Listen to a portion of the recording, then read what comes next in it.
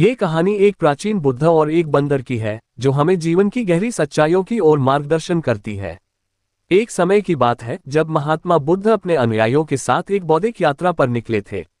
उनका उद्देश्य केवल ज्ञान का प्रचार करना नहीं था, बल्कि उन्होंने जीवन की कठिनाइयों और संवेदनाओं को समझाने का भी निर्णय लिया था। एक दिन बुद्ध और उनके शिष्य एक घने जंगल से गुजर रहे थे। जंगल के बीचों बीच एक सुंदर घना बांस का झुरमुट था जिसमें कई जीव जंतु निवास करते थे। बुद्ध और उनके शिष्य जंगल की इस सघनता में गहरे तल्लीन होकर चल रहे थे। तभी एक नन्हा बंदर जो एक पेड़ की शाखा पर कूद रहा था, उनकी दृष्टि में आया।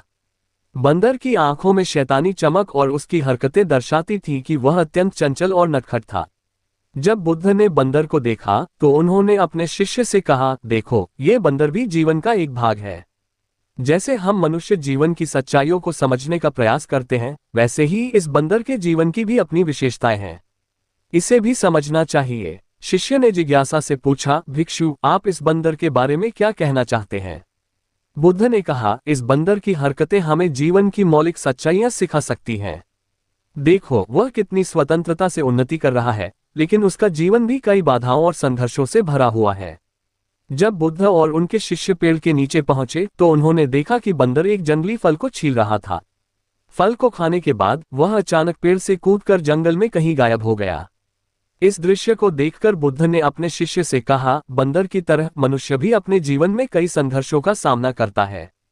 कभी कभी हमें आंतरिक शांति प्राप्त करने के लिए बाहरी चीजों से संतुष्ट होना पड़ता है। इस घटना के बाद बुद्ध और उनके शिष्य जंगल में कुछ समय बिताते रहे। उन्होंने देखा कि बंदर अपने जीवन में कई प्रकार की समस्याओं और संघर्षों का सामना कर रहा था। उसे अपनी सुरक्षा के लिए निरंतर संघर्ष करना पड़ता था और भोजन की खोज में उसे कठिनाइयों का सामना करना पड़ता था। एक दिन बुद्ध ने अपने शिष्य को निर्देशित किया कि वह बंदर को एक विशेष फल दे जो उन्होंने अपने साथ लाया था। शिष्य ने फल बंदर को दिया और बंदर ने उसे खुशी से खा लिया। इसके बाद बुद्ध ने कहा, देखो, इस फल को पाने के बाद बंदर की खुशी देखो। ये हमें बताता है कि कभी कभी जीवन की सरल चीजें भी हमें खुशी और संतोष दे सकती हैं। हमें अपने जीवन में इन छोटी छोटी बातों की कद्र करनी चाहिए। बुद्ध ने अपने शिष्य से कहा, हम जीवन में बहुत सी चीजों की खोज करते हैं, लेकिन अक्सर हम उन छोटी छोटी बातों को नजरअंदाज कर देते हैं जो हमें संतोष और खुशी प्रदान करती हैं। बंदर की सरलता और उसकी खुशी हमें ये सिखाती है कि हमें अपने जीवन को समझने और उसकी सुंदरता को पहचानने की आवश्यकता है।